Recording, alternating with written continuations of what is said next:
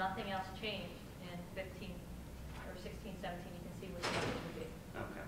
So what I see the numbers are, and you can correct me if I'm wrong, is that the numbers definitely show that the Commonwealth is going to be paying less than $440 for a couple of years, correct?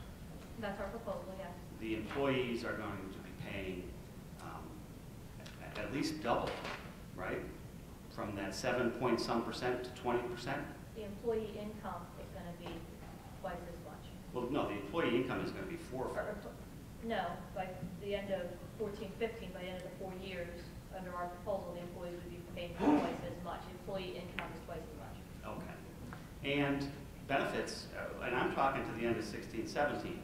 I'm looking at this, and correct me if I'm wrong. What I see is that the Commonwealth is paying a little bit less. The employees are paying 4 times what they've been paying, and benefits are going to be decreased. Is that what I'm seeing? I don't know what's going to happen in the out years. I can't testify to that. We're talking 6 years down the road. I don't know what the trustees' decisions will be in that time period. I can tell you that that's what the employer contributions are looking at. That's what the employee contributions are looking at. And what the trustees decide to do in 16, 17 is a decision for the trustees. I can't testify to what that decision will be. Well, in terms of benefits provided to the H-1 memberships at least, the collective bargaining agreement authorizes the trustees to determine benefits. Is that correct? Correct. Nothing in the trust agreement authorized the trustees to provide the level of benefits for H-1 members at least, correct? I'm not sure that I understand this question. Well, your slide number 9 says that the Pscoa CBA vests the trustees with the power to determine benefits. That's what your slide says. What I'm saying to you is that, and correct me if I'm wrong, there's nothing in the trust agreement that authorized the trustees to determine the H-1 benefits, correct? The trustees are authorized to determine the level of benefits for PVTF members, and the H-1 bargaining unit is a member or a participating unit in the PVTF. It doesn't explicitly list H-1 in the trust agreement, just like it doesn't explicitly list PDA or some of the other units that participate in the PVTF. But as a member or as a participating unit in the PVTF, the trust agreement gives them the authority to determine the level of benefits. The trust agreement also states that once contributions are paid into the trust, they are the property of the trust, correct? I don't have the trust agreement out, so I'm sorry, I can't. You're quoting the trust agreement, I don't have it, I'm sorry. Well, you're telling me that the trust agreement allows the trustees to define benefits, correct? Yes. So it seems to me that you're knowledgeable about the trust agreement. I don't have every section of the trust agreement memorized. Neither do I, but it seems convenient that in areas that you... Objection. We're just getting into argument here now, Mr. Chairman. Yeah, let's have the question. Sure. The trust agreement specifically says, and you can correct me if I'm wrong or if you're familiar with this, it says contributions, each employer or participating union shall contribute to the fund the amount required by the collective bargaining agreement or other participation agreement providing contributions to the fund. Such contributions will thereafter be the property of the fund and will not endure to the benefit of the employer under any circumstances. So my question to you is this. You're saying that the trust agreement, trustees have full authority to determine benefits. It appears to me that they also have full authority to control the contributions once they come in. Would that be a fair statement? I'm going to object to the question on the basis that I think he's asking her for a legal opinion, and she is not an attorney. Okay. Well, she gave a legal opinion about the trustees being able to determine the level of benefits, so I assume that she was going to provide me the same type of opinion regarding contributions. Was there a question that comes after, yeah, that the fund controls the contribution? Right. Yeah, I mean... Let's get to that question. Let's assume that the fund controls So, the contributions. So, and you testified earlier that you go to the fund meetings. If the trustees have full control over the level of benefits, and if the trustees, according to the provision that I just read, have full control over contributions once they come in, could you explain why the Commonwealth and ASME agreed that contributions that the Commonwealth has already paid into the trust fund were going to be given back to the Commonwealth? Again, I testified I wasn't part of those negotiations where those decisions were made. I can't testify to that. I'm not aware of the PBTF giving money back to the Commonwealth. I'm not aware that the PBTF wrote the check to the Commonwealth. I'm not aware of that. Mr. Chairman, this is an issue that has been raised by one of the trustees to the fund requesting a legal opinion. A legal opinion has been provided. It is expected that there will be follow-up from that trustee who has requested some additional information that was referenced in the legal opinion. But that's really not the purpose. That's not an issue for this witness. Well, I was just going to say, I think it's a little beyond our witness here. I think it's a proper question for her.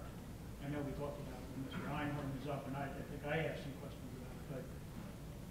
I'm not identifying who that trustee is. No, I'm sure. I won't identify who the co-counsel is. Yeah, but I don't think that questions are proper for this one. Let me ask you about the PPO plan. I think we should hold Mr. Einhorn out of order for this comment. The PPO plan, in order to get that plan, don't you have to pay in additional money to get that plan? It depends Certain on your employees? hire date. Okay. The pre-8103 hires don't pay for the PPO. The post-8103 hires do pay to buy up that plan because it's a more expensive plan. What's the date, what's the operative date? 8103, August 1st of 2003. So, do you know could you give us more details on how much do they pay, or do you know that? I don't have the exact amounts in front of me. I want to say it's between $19 and $20 for a single contract and between $67 and $68 for a family contract. And is that in addition to the 3% or 1.5%? Correct. Okay. Right. But if the employee chooses the HMO, those buy-ups don't apply, or the consumer-driven health plan. It only applies to the PPO. Now, when you talk about, you testified earlier that 62%, and I don't know if you were referring to H-1 members or all fund participants, 62% are in the PPO? All members, all PBTF members. Okay, so when you talk about the employee contributions back in your proposal, the 3A proposal, does that include the money that the individuals are paying in for the buyout? Yes. For Okay. years 1 and 2, yes. And then years 2 and 3, we're working to that new sliding scale.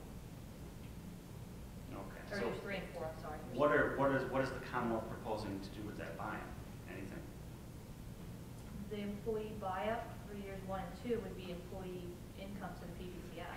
I'm not sure I understand the question. Well, is that going to remain in place? Is that the proposal? Yes. Okay. Yes, it was no changes for year 1 and 2. So the planned buy-up and the dependent buy-up that applies for the first 6 months would still apply to anyone hired after 8103. So in addition to paying the first couple of years 3.5% or 3%, 1.5%, and then years after it increases, I'm still going to be paying the buyout. In years 1 and 2, you're paying either 3% or 1.5% depending on the get help and participation. If you're a post-8103 hire, you're paying the planned buyout. We'll talk about use it that way. In addition, in years 3 and 4, that moves away from percentage of salary and the buyout to a straight percentage of premium, which shows on the chart, which varies depending on your income. Okay. So I don't, when I'm paying, for example, when you're looking at your last page there, you have somebody paying, a family member paying $252 in year 16 and 17. Correct. That's for family coverage. On top of that, I'm going to be paying the No, that's the representative, that's the percentage of premium that you would pay. There is no 3% or 1.5% and above that, and there's no buy-up. that, I know there's no 3 and 1.5%. Now, you're going to phase out the buyout, is that what you're saying? Correct. Okay. Yeah. And the $252 you have to understand is representative of aggregate amounts. Obviously, if you enroll in the HMO or a less expensive plan, your cost, your percentage of premium would be less than that. So that's an aggregate composite number. You did the side-to-side comparison starting at slide 13 with the PVTF benefits and the PSEOA proposal. What plan are we talking about with the PSEOA proposal? The plan of benefits for the medical is the same for HMO and PPO. Okay. They're listed here. So an office visit of $15 and $25, that would be under HMO or PPO? Correct.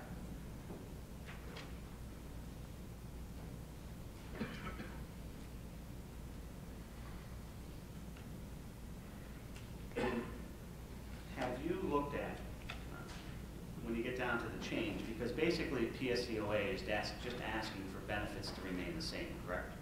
Correct. But there are some Well, additions. no, I have lied. There's some additions. And you get down to them on the next slide, 14. Correct. The mail order, not the mail order, the PPI and the OTC. Yes. Now, right now, you could get those types of prescriptions, but you have those types of drugs, but you have to get a prescription from a doctor, correct? For over-the-counter medications, you can't get you can go and buy them over yourself, but we don't cover over-the-counter medications under the PPCF plan benefits. If a doctor prescribed, for example, something like Nexium, all right, he could prescribe that, and it would be covered, would it not? Correct. And when you looked at this comparison, did you look at whether or not allowing somebody to buy over-the-counter would be cheaper than having the doctor prescribe that type of medicine? No, I didn't. I also didn't look at the copays that the member would pay for the Nexium versus an over-the-counter. Right. So if the plan right now, so the over-the-counter, it's not covering it, so it's not paying anything for it. We can assume that, right? Correct. But if a doctor prescribes it, and let's just, I don't know, use a round number, if the Nexium, for example, cost $140, and I paid $20, right? So it's going to end up costing the plan more if a doctor prescribes it than what it would cost the plan if it just allowed that person to go out and buy the over-the-counter, correct? Well, again, I haven't done the net cost, if we put it on the prescription plan, is more. What you're not getting to, and what I can't answer the question, is what the employee's out-of-pocket expense is. I go buy brand name Tylenol, I'm going to pay more than if I buy generic Tylenol. If I go buy a brand name drug that has a generic equivalent, I'm going to pay more than if I buy a generic. That's the way that our plan is set up. If I buy an over-the-counter generic, I can't even get it cheaper. I can buy prescription strength Tylenol if it's prescribed, but I can also get generic Tylenol for like a penny a pill, and it's Tylenol. So I can't answer the question of what the impact is to the employee for that. What I'm asking you is that have you looked at whether or not this proposal would save money for the plan in instances where an individual needs this type of medication and goes to his doctor and his doctor prescribes it? This is going to cost the plan more, is it not? I haven't done the cost analysis, so I can't tell you what the employees would choose to do under this plan. I can't tell you what the physician's prescribing habits would be under this plan, whether the physician would say, I don't want you to take the generic, I want you to take the purple pill because it looks pretty and it's what I see on TV. I can't answer that question because we haven't done the analysis. You're just assuming that it's going to, you haven't done the analysis. You're just saying, look, right now it's not covered, but if it's covered, it's going to be $20. Correct. Okay. But potentially, or not, either way, it could be a savings, could be a cost. You didn't look at it. Okay. Now, the dental benefits that you talked about, you have a combined 4-year cost of $4.8 million. Do you see that? Yes. And who are we talking about? Is that the H-1 members, or is that all fund participants? That was for the PSCOA specifically. Okay. And you look at the orthodontic maximum going from $1,250 to $1,500. Do you see that proposal? Yes. Now, and I don't know if you're aware of this, braces, for example, cost at least like $5,000. Did you look at that and how much braces cost?